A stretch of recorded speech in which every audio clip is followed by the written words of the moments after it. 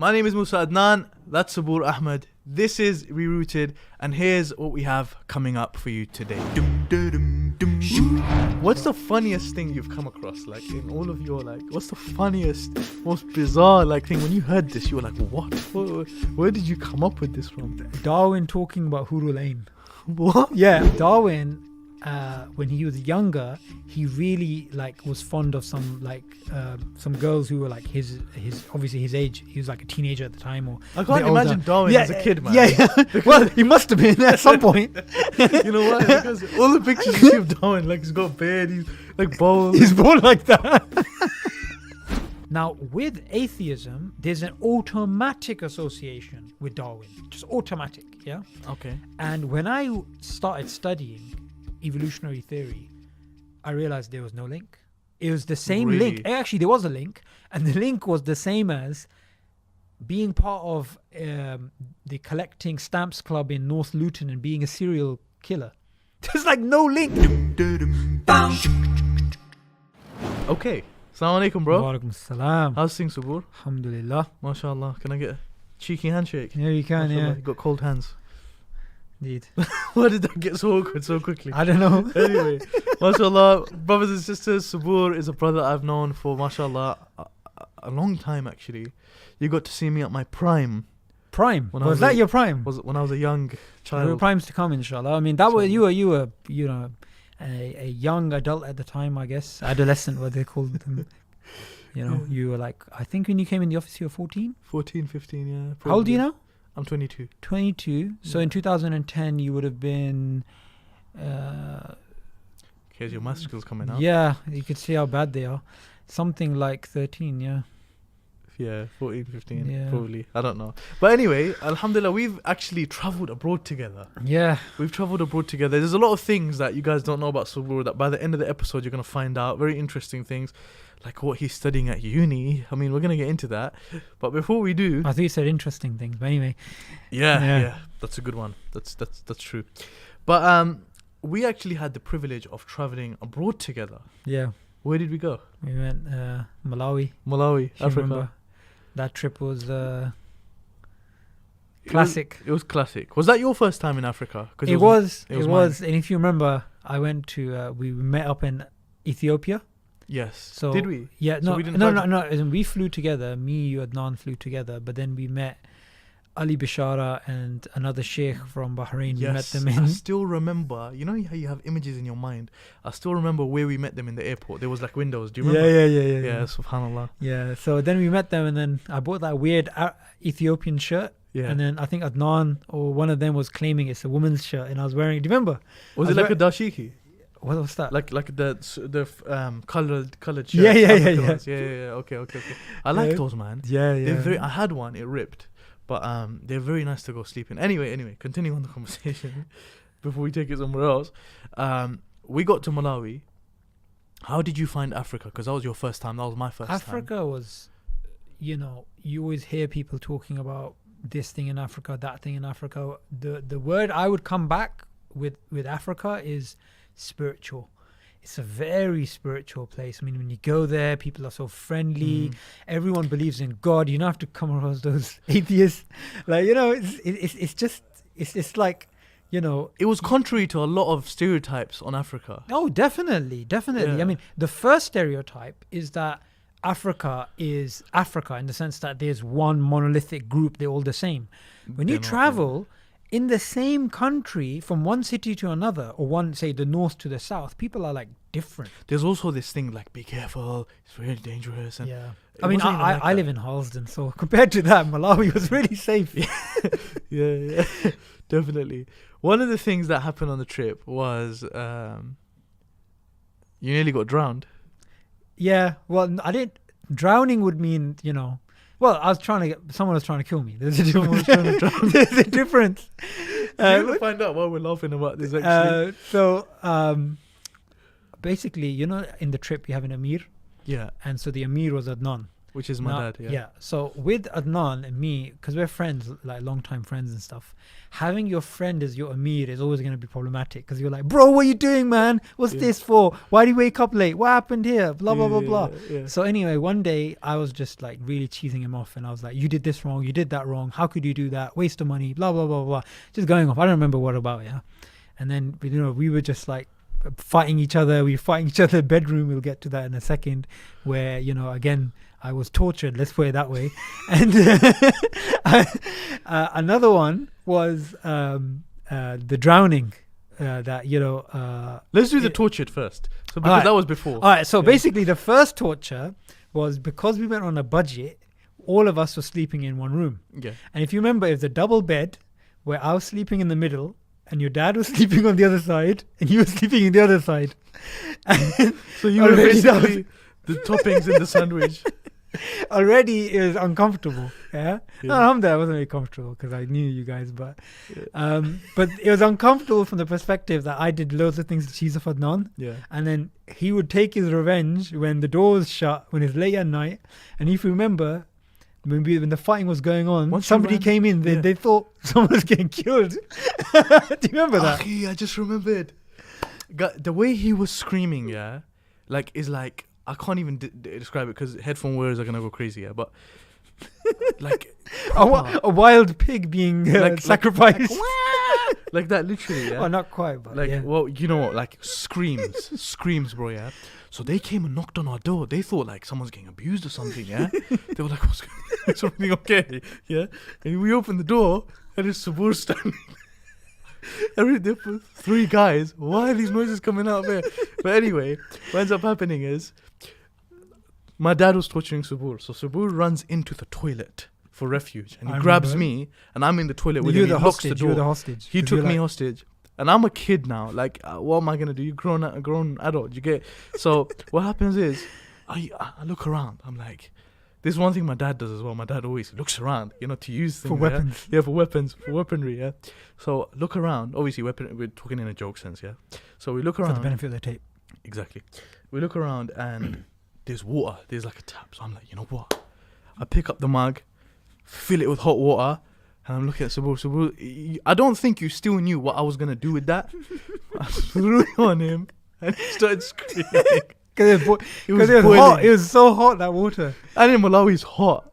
Like a country. Aslan, like originally, like it's hot in Malawi. But yeah, man, it was so funny. Moving on from that. And that's just like at the hotel. Then also Adnan tried to drown me at the beach. Yes, getting to the beach. You know. It was obviously as a joke. Like we were just pushing him down. Lake Malawi was beautiful, man. Yeah. Lake Malawi was beautiful. The place is beautiful, and the thing is that if you remember, we had those hotel rooms which were next to the sea. Yeah. And then the lake. Yeah, we stayed there as well. Yes. And basically, it's like when you look out, like if I was to look out my window, I'd see like a guy, especially knowing Harlesden, some guy might be talking to a lamppost. Yeah, like people are drunk out of their heads. But Malawi, you look out the window, and it's like a lake, and it's like the sun. It's like you're in like Jannah, man. It's amazing. Yeah, it's like that's what you'd think. Yeah. But obviously we can't imagine Jannah. Yeah. Going forward now, subhanallah, Sabur is someone who's been involved in the da'wah for a number of years now, mashallah. You started off on a very, if I can say, basic level, giving da'wah, teaching, etc. Thereafter you chose to pursue education, of course for the da'wah, for the sake of Allah. What did you choose to study? Philosophy, in particular philosophy of biology, and I took modules in evolution and human nature. So the reason I'm laughing is, what on earth triggers a Pakistani? What did your family think of that? Actually, I don't think a lot of people in my family know yet. Okay. Good. Unless they listen to Rerouted, which is the best new podcast starting in 2019. Come on. Nice plug. Hopefully, I'm going to get some money after this. So, no. You guys are on a budget for that. Okay. Yeah. So, just buy me a cheeseburger afterwards. Okay. So, what was I talking about again? You going to uni? Yes. Yeah. So basically, what it was is that, firstly, I liked studying philosophy anyway. Okay. Now, before what is philosophy? Like, break it down for someone. Okay, so You see, it's hard to define sometimes because that's also a philosophical problem. Like, what's philosophy? Basically, it's kind of what you imagine. It's just kind of like, okay, let's try and reason about this. Let's try and reason about that. Let's try and find out if this thing is true. What does truth mean? And is philosophy basically the questioning of an idea? It's questioning of sometimes how you question. Okay. So and and I think it's important here to sort of clarify that, when sometimes Muslims hear philosophy, what do they think? They have this negative perception that, it's like... So is it not negative? It doesn't have to be.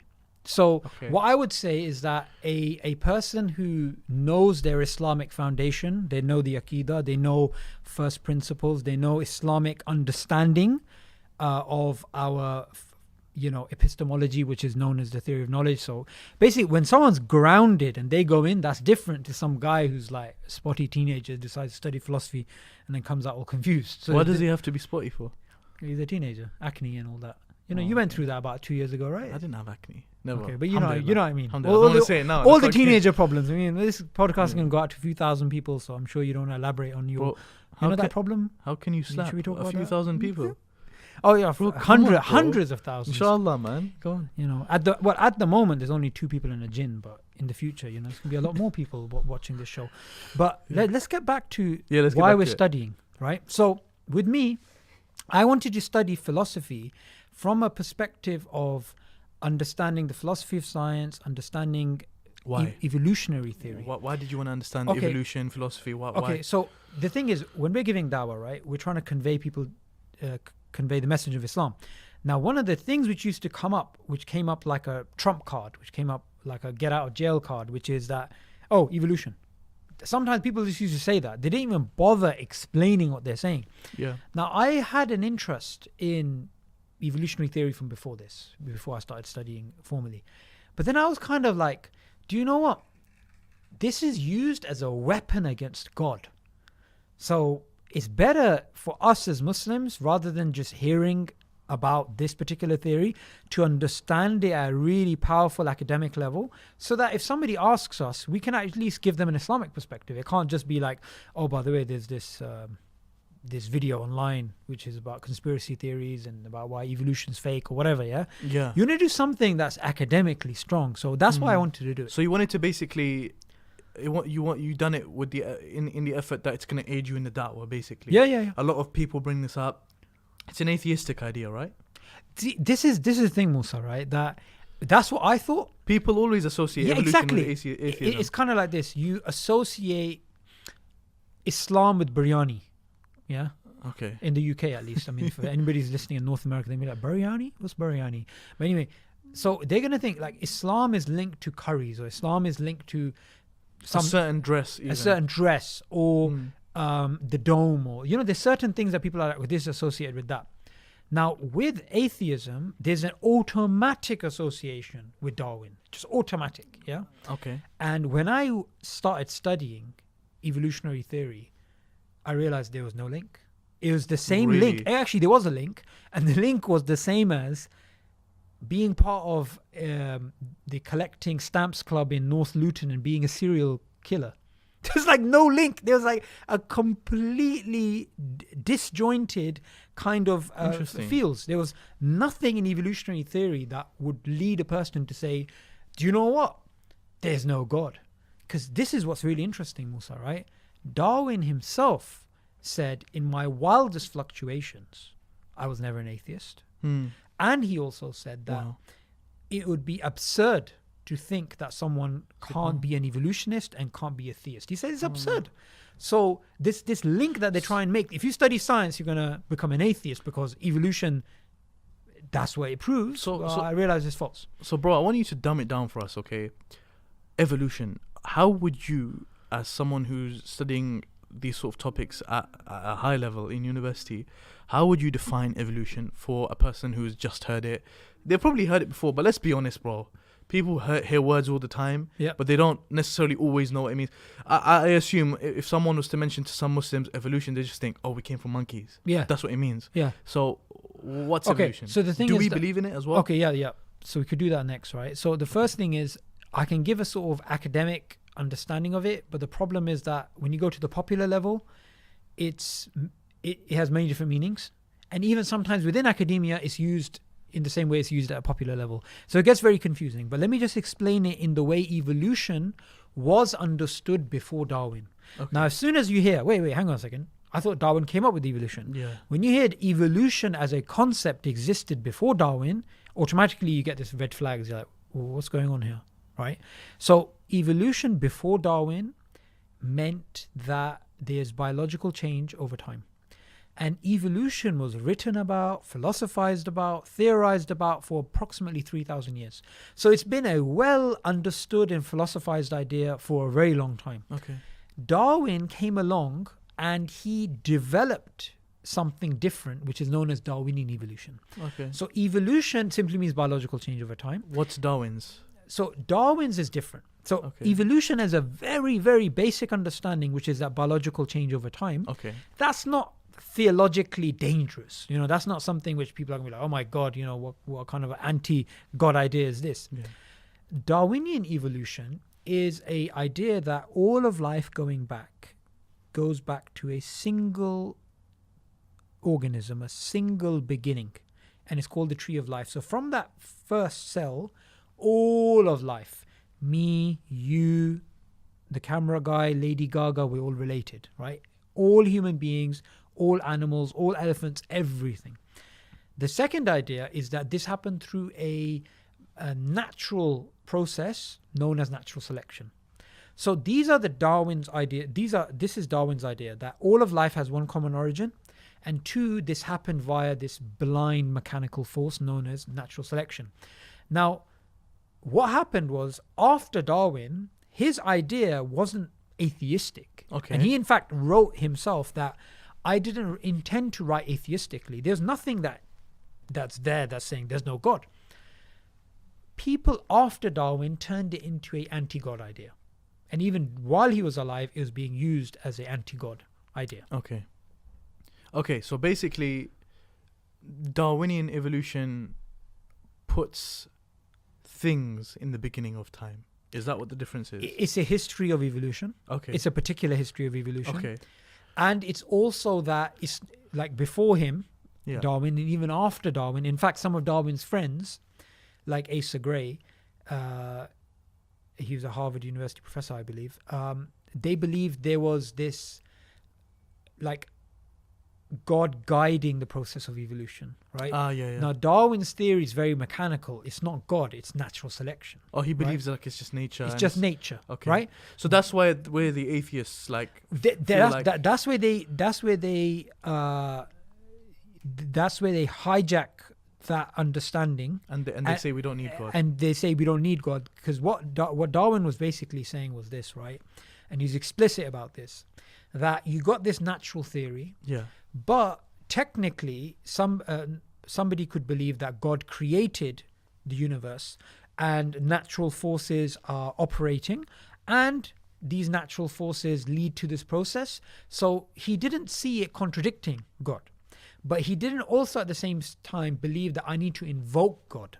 Now, that's a very subtle point, but atheists just hijacked it and said, no, it's an atheistic theory, and they just went wild. Yeah. Okay. So I'll give you an example, right? There's a guy who wrote a review of Darwin's book, The Origin of Species, when it came out. And this guy believed in God.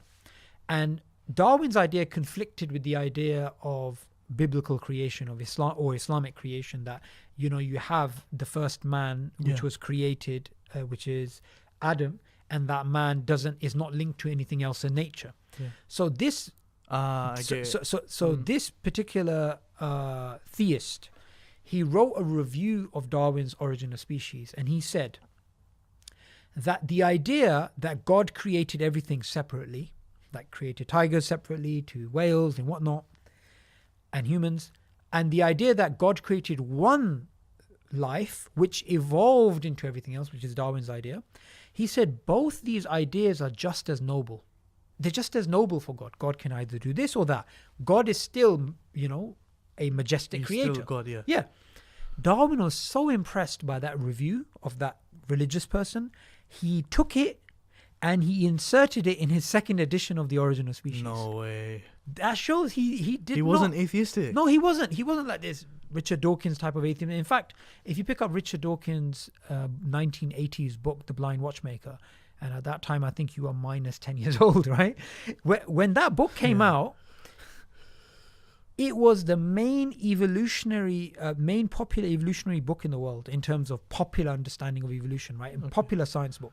In that book, here's what he says. Darwin allowed us to be intellectually satisfied atheists. So even as long ago as 1980s, right? It was getting misconstrued. It is getting misconstrued. But funnily enough, and this is really interesting, right, Musa? Before we get into whether we believe it or not, we can cover that near the end. Let's go back to 1927. That's around the time that Adnan was born. Joking. So 1927, right? So 1927, you have a book published, which is actually on that shelf, which I'll show you after the show. Okay. There's a book published by an atheist, hardcore militant atheist biologist who is also a philosopher. This guy hated religion, hated from the maybe hated a bit of a strong term, but wanted to get rid of religion, that was clear. Okay. And he was somebody who wanted to spread atheism and spread evolutionary theory. And he wrote a book called Religion Without Revelation. Religion without revelation. Okay. Meaning they have something like a system which exists, which doesn't come from God. It's a man-made religion. Yeah. And he wanted this man-made religion, which he called evolutionary humanism. He wanted and he predicted that that is the future religion of mankind, not Islam or Christianity, evolutionary humanism. So that's the religion without revelation, evolutionary humanism. His name was Julian Huxley, and he was the first president of UNESCO. Okay. United Nations Educational, Scientific and Cultural Organization, right? UNESCO. It's a very powerful position from which he can propagate that propaganda. And his mind, he had a very clear strategy. Bring people to a scientific understanding of the world, bring people to a Darwinian understanding of the world, and they will become atheists. And that was his agenda. Yeah. He was a very prominent biologist. In fact, if you Google his name, you'll see how important he was. And he was somebody who was directly, as far as back as 1920s, directly making a link between atheism and evolution, and directly saying this is how we're going to evangelize the world. Julian Huxley. Yeah. So this whole idea is being hijacked by atheists, and this whole idea has been used as a weapon against religious people when it doesn't. Of course, there's parts of the theory which contradicts Islam. Interesting. But it's not in of itself an atheistic theory. That's some deep stuff right there, bro. That's some really, really deep stuff. So I think the question that many of our Muslim brothers and sisters are wondering, who are listening, maybe some of our non-Muslim friends as well, who are wondering is, does this coincide, or can it coincide with our beliefs as Muslims? Okay. Evolution. Do we believe in it as Muslims? Okay. So we just need to step back a few steps before we answer that question. Anything in science, there may be times that something in a scientific journal or a scientific theory or scientific conclusion, it may contradict Islam, and there may be things which confirm with Islam. So right? What do you do then? Exactly. What do you do? Now, I'm going to give a general point and then we'll home into evolution. Okay. Right? A general point is this. We have reasons why we believe the Quran is the word of God. Yes. We have separate, and you guys are going to do episodes on that, God willing, on this issue, why Quran is true, this issue, why the Prophet, peace be upon him, is a true messenger of God. So you have evidence for that. Yeah. You, of course, have evidence on the other side too. Now, when you have two pieces of evidence which contradict, they both can't be true.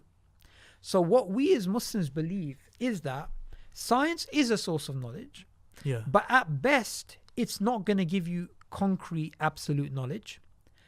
Quran is a source of knowledge which we know with certainty is absolute and true. Now, there may be times in which the Quran confirms science. There may be times in which the Quran contradicts what science is saying. As long as we understand that the reality is God's word and God's world, which science tries to discover, in reality, we know they can't contradict because God revealed the Quran. Yeah. And God also created the world. The world, yeah. So the Quran is God's word, Yeah. but It can't contradict. the world is also God's word because God said be and it is. Yeah. So we know that contradiction must be internal. It's not out there in reality.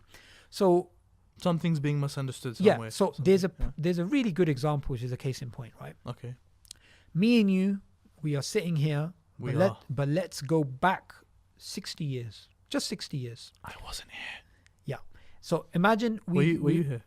imagine we go back Okay. 60 years, 70 years, Yeah. and we're both sitting down and we're actually doing a radio show instead of this podcast. Now, at this time, the world has the scientific world has a consensus. It has a consensus on the idea that the universe is eternal, meaning the universe has no beginning and no end. Okay. And this is what physicists believed. That was consensus. That was a consensus. So They yeah. believed with certainty that the universe is eternal. This was known as the static state theory or model, right? Yeah. Now, what basically happened is this. That idea completely contradicts the Quran because that idea says the universe has no beginning, and in the Quran it's clear the universe has a beginning. Allah is the one that Allah is the one who created the universe, Yeah. right? So according to that, doesn't the have a universe beginning and always end. existed. So that's a much stronger argument against God than evolution was, because the universe has always been here, so there's no need for God. Right? Okay. Evolution, even evolutionists would say there was a beginning, right? Yeah. But with the universe, there's no beginning. Like, so the most direct you can imagine contradiction between the Quran and science is not evolution. It's actually what happened about 70 years ago. Okay. Because there's a direct contradiction. So then what happened? After a few decades, we discovered that the Big Bang model makes more sense of the data because new data came. And the scientific world then changed its mind that the universe actually has a beginning. Wow. Now, Just like that. yeah, I mean, it took a long time. I mean, some of the scientists were not happy with it and it took a long time. Especially what's interesting is the Soviet scientists, Yeah. the communist scientists, Yeah. they didn't like it because it was an idea which was giving more air to religious beliefs. Mm-hmm. So they were the least likely to accept it. Yeah. Anyway, so there's a contradiction in the Quran, which later on is no longer a contradiction. Now, why did this happen? Because the way science works is this. Me and you are scientists, and we're scientists, and we're trying to work out what is the color of swans. We're like, that swan's white, that swan's white, that swan's white. We've seen 500 swans. Okay. So we come up with the theory, all swans are white. In the future, we may discover a black swan. Mm. Therefore, our previous theory, all swans are white, goes out the window. Down the bin. Yeah. In the bin. So, in science, you can always have a new observation Yeah. which can challenge your previous theory. And that's why science isn't reliable as something individually.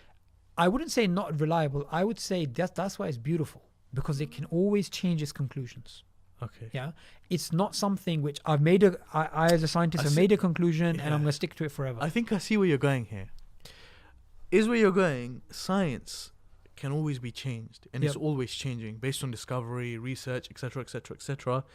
But Islam is not going to change.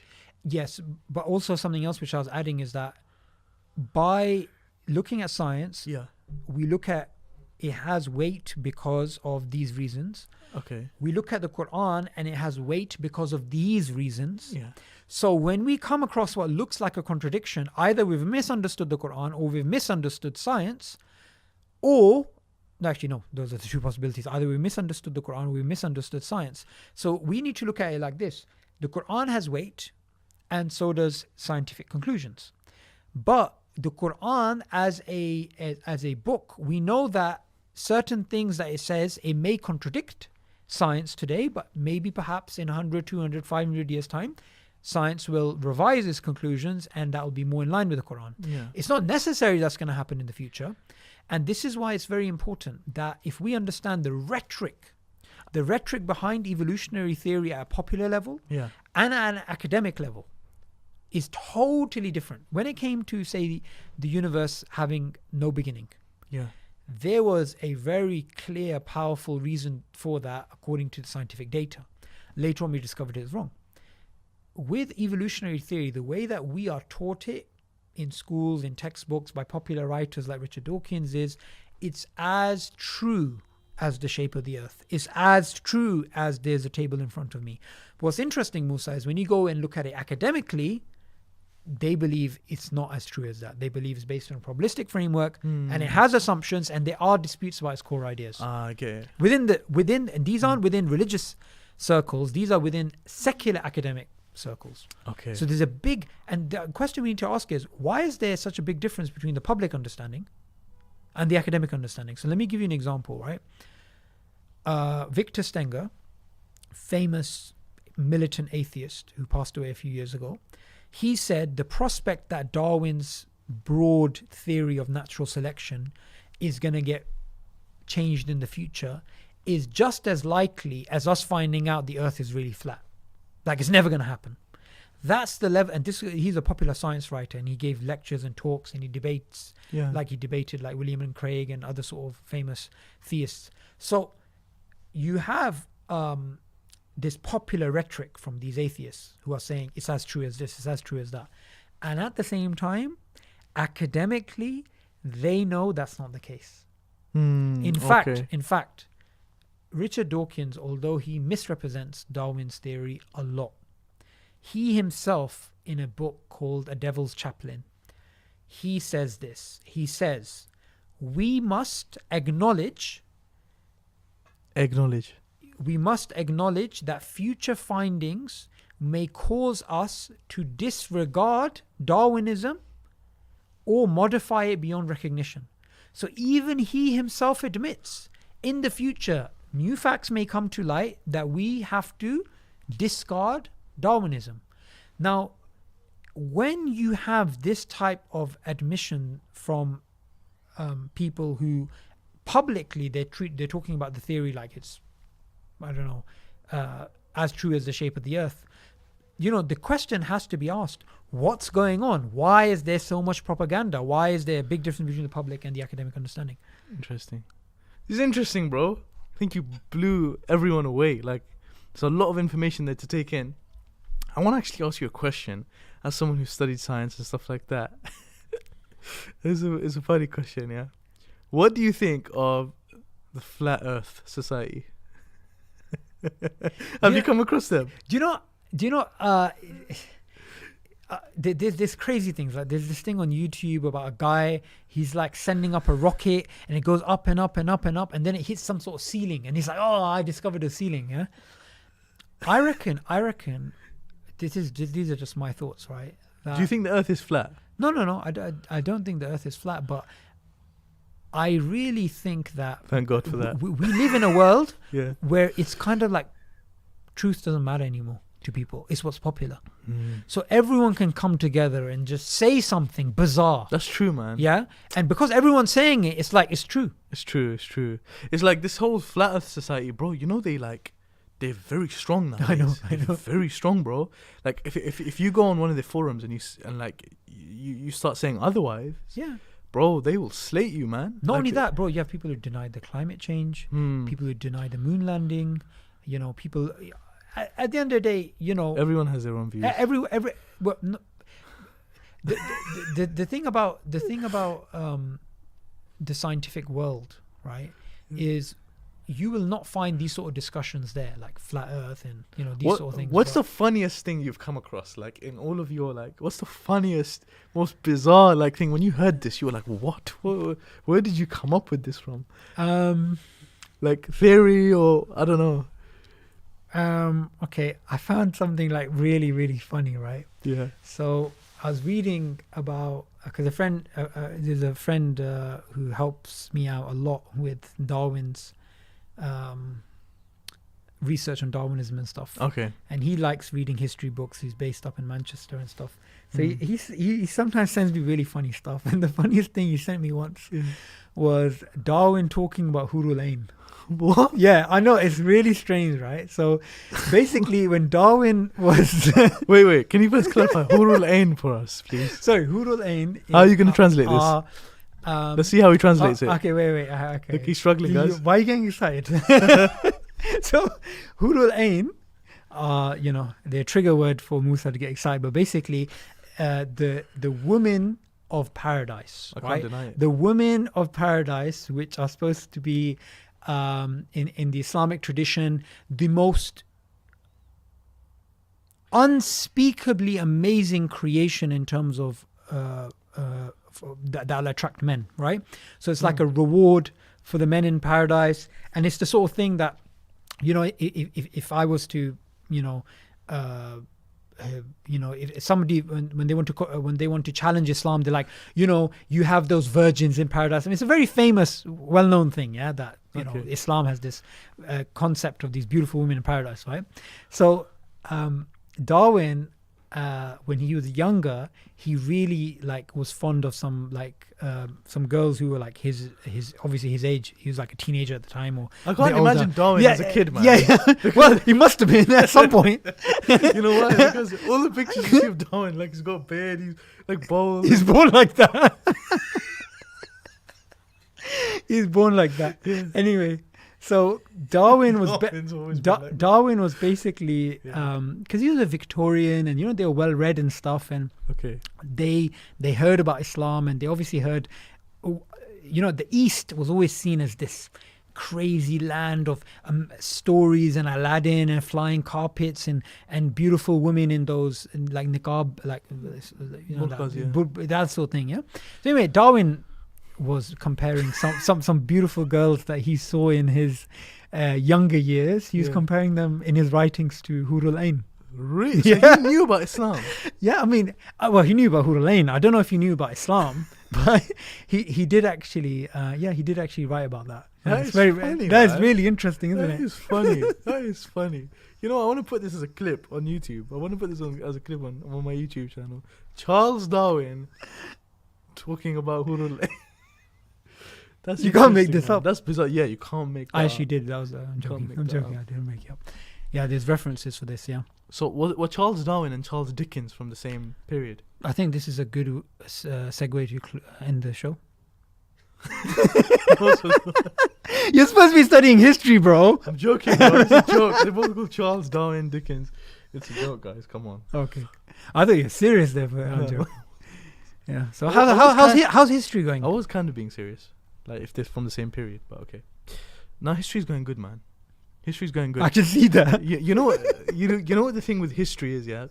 When you study history, people automatically think or expect you to know all of history. But they don't understand, you do it in phases. Like me asking you about World War, what happened in 1920s, and then you claim World War II took place. I was like, what? Anyway. You know what it is, yeah? For example now, before the show, Sabur asked me about World War II and when it happened. I know it's a big event. I know. No, I asked you what happened in 1927. Yeah. And I said World War II. Yeah. It was just a guess. I know World War I happened in 1914. Yeah. Well, you want a Blue Peter badge? I know it happened in 1914.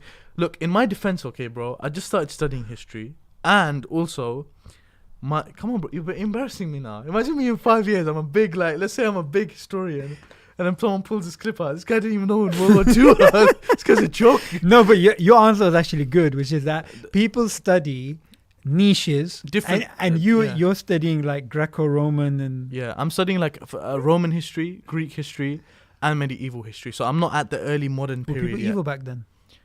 Wait, you said bro, medieval. Romans have some really interesting stuff about them. Romans have some really, really interesting stuff. For example, now, did you know that Romans? People correlate Greeks and Romans. Yeah. Have you ever come across that? Yeah. They're not the same at all. The Romans conquered them, yeah. Yeah, when the Romans came from Rome and around Italy, when they went to Greece, the Greeks hated them. Yeah. The Greeks absolutely hated them. There's a story about this guy, Archimedes or something. He's doing something at the beach. Because they were really intelligent. And the Romans were like brutes. Yeah, the Romans... Something like this. The Romans were heavily inspired by the Greeks. Heavily inspired. After conquering them. It's like... kind of like Islam and Persia. Yeah. So the one thing the Romans would do is, that was different, is when they would go into an area, they would see, is it urban? or is it like suburban? Is it like marshland? If it was marshland, what they would do is they would bring their own culture there. But one thing they like doing is when they would conquer areas, they would adopt the area's culture if it already had a culture. So for example, when the Romans went, Julius Caesar, he went to Gaul, which is I think near France. So it's France. Yeah. It's France, basically France. And I know because when you're studying it, they don't actually tell you this is France. They tell you it from the term it was known as back then. So he went to Gaul, and they do it like that. So he went to Gaul, and from Gaul he literally saw Dover. Julius Caesar. No way. He saw Dover, bro. 65 kilometers. He said, nah. So he saw Dover. No, he was like, you know what, I'm gonna do it. So they got the boats. They went. They're going to Dover. They're making their way. They get to Dover. He gets kicked out. He's like, you know what? It's not even that he got kicked out. It was he didn't want to go further. And the Romans, there's even reports of Roman soldiers really, really disliking UK as a whole. They were not used to the foggy weather. They're coming from Italy. They weren't used to the foggy weather, cold weather. They hated it. When they got to Gaul, an example I wanted to give you of them taking cultures over is they never... have you ever seen Romans being depicted as wearing trousers? No, they're wearing this metal... Toga. It's called toga. Yeah. So what they would wear is called a toga. So it's like what you... I can imagine you get very cold in that. So when they got to Gaul, bro, they were like, this is not working. This is not working. We can't wear this walking around. We're going to freeze, yeah? So they started incorporating... They started wearing the toga with... kind of like a shalwar type thing, like a 3/4 shalwar is like what we wear as Asians and Arabs. They wear it like underneath some of their garments, so it's like a 3/4. Let's say 3/4. Yeah, which looks like a parachute thing. Yeah, well, it's quite baggy. Yeah, it's baggy. But with this, they started incorporating that into their dress. No way. When they went Greece, bro, and I'm giving like a long lecture, but when they went Greece, one of the things that they done is they loved Greek culture. They loved it, from the inscriptions to the way the people were, and the Greeks hate them. That's the thing. So what they started doing is they incorporated Greek culture within Roman culture. So, for example, the first emperor of Rome was Augustus. And that's where like the month August comes from. July comes from Julius Caesar. They got all of this stuff going on. Augustus, actually, before he became emperor of Rome, he was called Octavian. So when he became emperor, they called him... Augustus. So Augustus now, one of the things that he done is he built like an altar. This is like going really, there's a lot of context. So the Greeks would use altars to sacrifice on top of. So they would climb up and they would sacrifice for their gods, animals and stuff like that. So when Augustus built his altar, it was called Arapakis. That's what it was called, Arapakis, yeah. He built it in the style of the the Greeks, sorry.